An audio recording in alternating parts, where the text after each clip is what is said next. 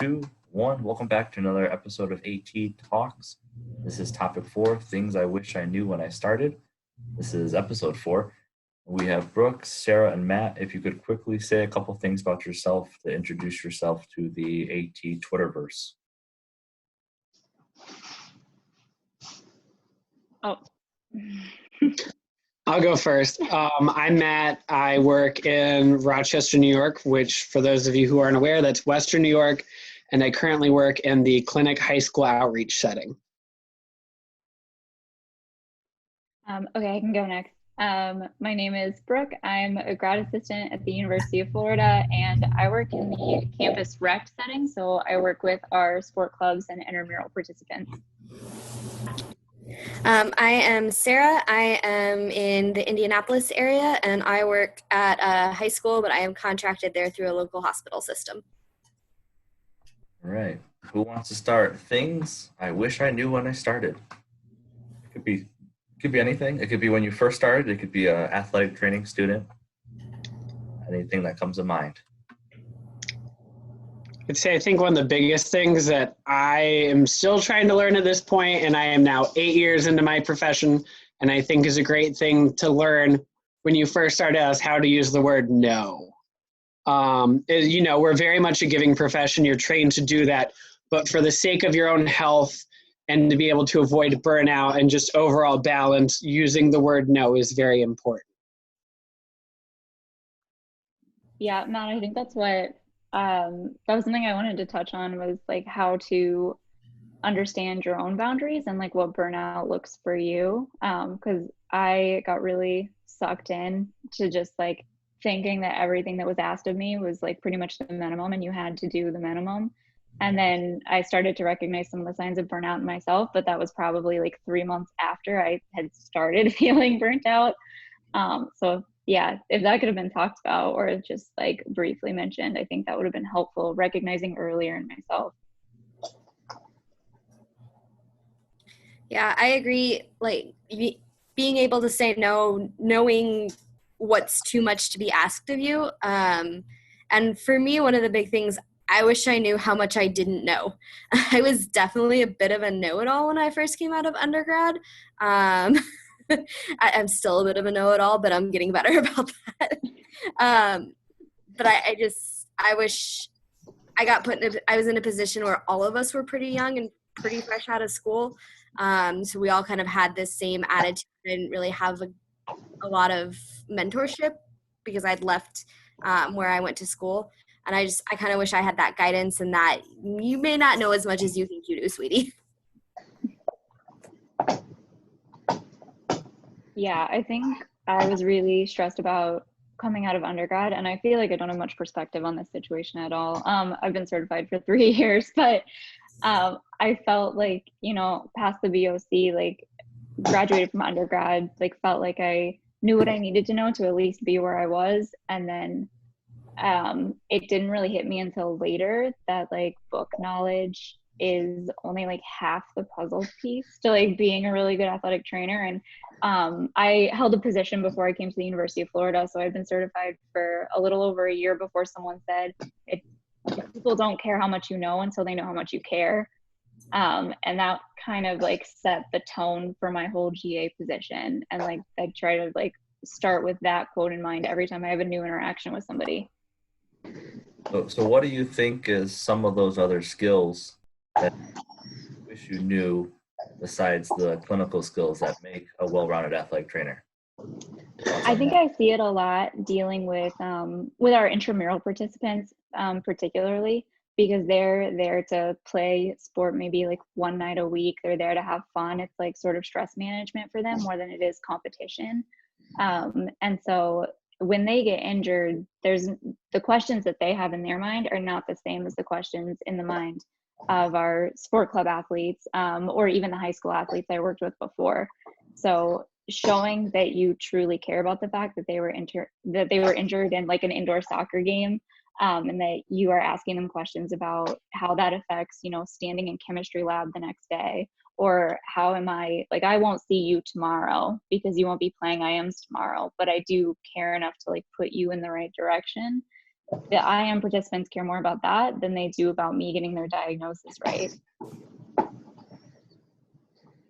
I think for me, I wish I'd had a little more training in conflict resolution. Like with my jobs that I held in college, I was actually an intramural supervisor in college. Yeah. I love our supervisors. I got some conflict resolution there. But like the school I was like working at the high school, being 22 at my first job, it was a lot of, I always felt like I was being attacked. I cried a lot. I wish I had better understanding of how to manage conflict as than just like crying and freaking out.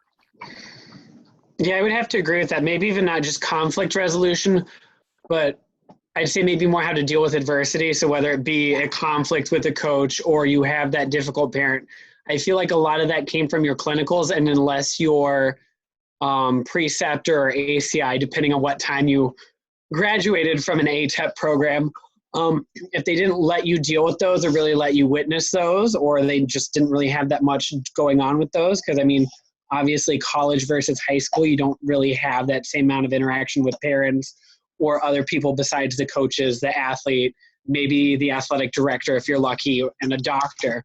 You really don't have the same amount of, I feel like you don't have nearly as many unique situations arise at a college as you do like the high school. So. Yeah.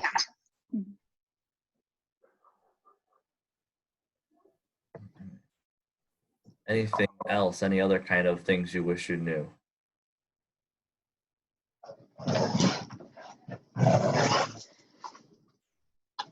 I wish I knew it was okay to make a mistake. I think part of my problem when I first started off is I had no confidence, because unless I felt like I was 100% perfect dead on with everything, that it wasn't okay. And also to say that I don't know right away, that whole maybe ice, give it 24 hours and we'll reassess. Yeah. Because not everything's going to show up textbook like you think it's going to be coming out of undergrad or whatever whatever ATEP program you went through. Mm-hmm. Yeah, I find myself doing that a lot. I'll have an idea in my mind what I think is wrong, but I'll be like, we'll just see how it is tomorrow. And I'll know far better tomorrow, depending on how you're feeling, than I do right now. Unless I think it's emergency, then it's go to the emergency room, but we don't have that too often.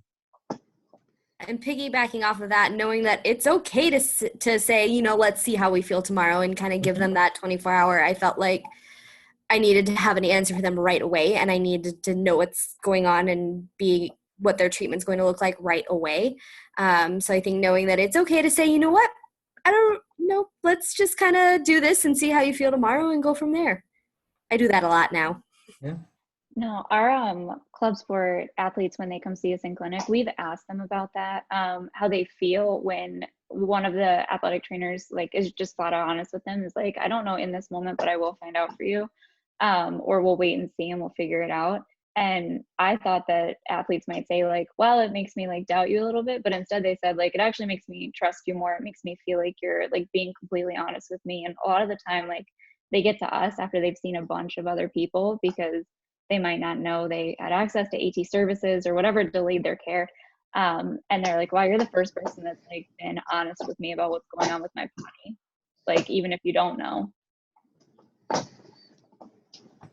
And sometimes you're going to think that you do know and you're wrong. And that's okay too. That's all. Yeah. And this kind of makes me piggyback off of that, but also knowing who you can be upfront with and who you can't. Maybe there's certain athletes you need to say, hey, we're going to take 24 hours, or here are a few possibilities versus, that one where you're like, you definitely tore your ACL. I definitely had a football player this fall who non-contact ACL mechanism tore his ACL, and in an away football game, we went back to the locker room, gave him some crutches prior to leaving. Went back to the locker room. He was changing. I reassessed him, definitely got an ACL.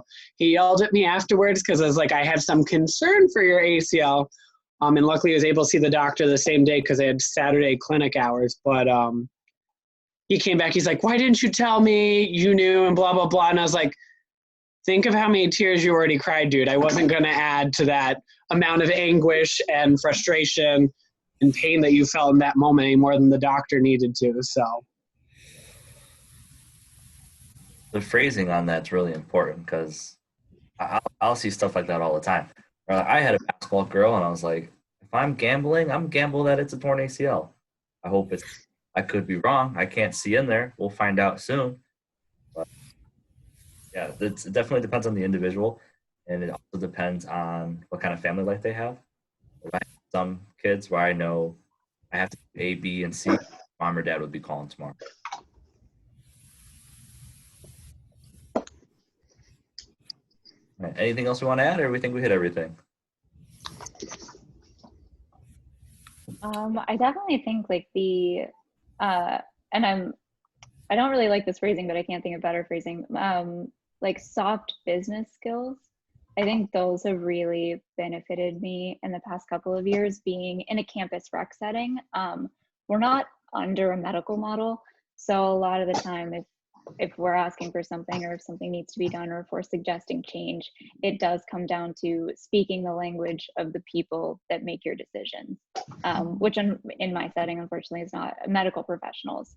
And so that was a lot of stuff I had to learn as I was in the position, how to communicate in that sort of a setting. Can you give any examples of what you call soft business skills? I think that I think that conflict management is one of those. Communication is definitely a big one, and we take the Strengths Finder or Strengths Quest assessment.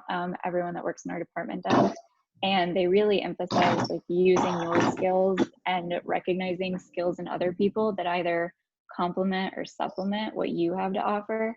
So it was a lot of understanding what I bring in sort of a business standpoint to the table. And as it turns out, like I had a lot of executive, more like decision-making skills that I brought to the table, and recognizing in other people. Like one of my coworkers is really big in harmony, which means that she is great at making sure of like taking the temperature of the room.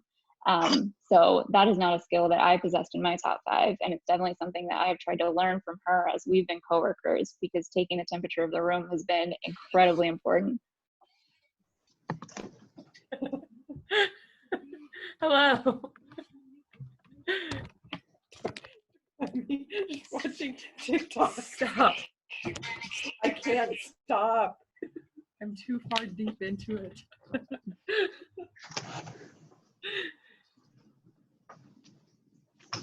Hi, guys. Hello.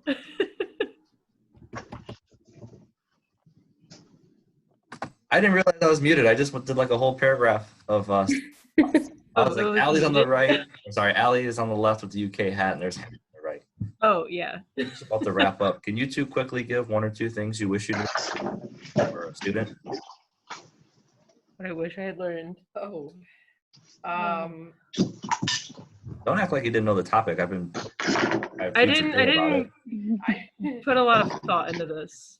Let's see. I think for me, it's a lot of like soft skills, like how to deal with a bunch of different types of people and how to communicate, and figuring out how, like different people communicate differently and different people have different expectations. So learning those expectations and kind of tailoring what you're doing to what works best for other people, I guess. I would kind of go along with that too. Like it wasn't anything like super like hard or fast, like a specific skill, like an anatomy or anything. It was more of like some of those things that you don't really talk about in a book. Like what happens when you have this practice going on down here, this practice going on over here, you have game here, somebody gets sick and you have to cover by yourself. And so you're expected to be like 8 places at once, like kind of like some of that, like, okay, what do you do? Like what managing? Yeah, someone else to things. kind of say like, hey, or even just being like, hey, this is like what I've done in experience, but just kind of like the management, like the real world management of like, hey, when stuff hits the fan, here's some helpful tips, some things to think of. I think those kind of skills that aren't necessarily covered in a book, that's something that maybe could have been went over a little bit, but otherwise you just figure it out as you go. As a collective, do we feel as though soft skills aren't hit on enough? Yeah, I know in undergrad we read The 5 Minute Manager, which is it's a good book about like accepting and giving feedback. So that was helpful to as sort of an introduction to soft skills. But then beyond that, it would have been cool to have more maybe seminars about different communication styles. Mm-hmm. Yeah, I had nothing about that in my undergrad for my athletic training program. Anything that I had was through Greek life. Okay. I think a lot of it too, you're expected to learn like in your clinical settings, and it's not really like taught to you. It's more like you pick it up just being involved and learning from your preceptor and how they're kind of interacting with different coaches and people like that. So yeah, it's not like taught really as part of a class. You just kind of pick it up as a skill set on your own, if that makes sense. Anything else we want to add? Do we think we hit everything and we're good to go home? Last call. Going once. Okay. Sold. All right. Well, Matt, Brooke, Sarah, Hannah, Allie, I know you two came late, but for joining. This is episode overall. Yeah, we did not know what was happening. Yeah, it's okay. Well, I'll do a better job next time at keeping everyone. Glad to pop in last minute. But, thank you for your time, and I hope to see you everyone back and have a great rest of your Thursday. Thanks, you Sounds too. good. Thanks, you too.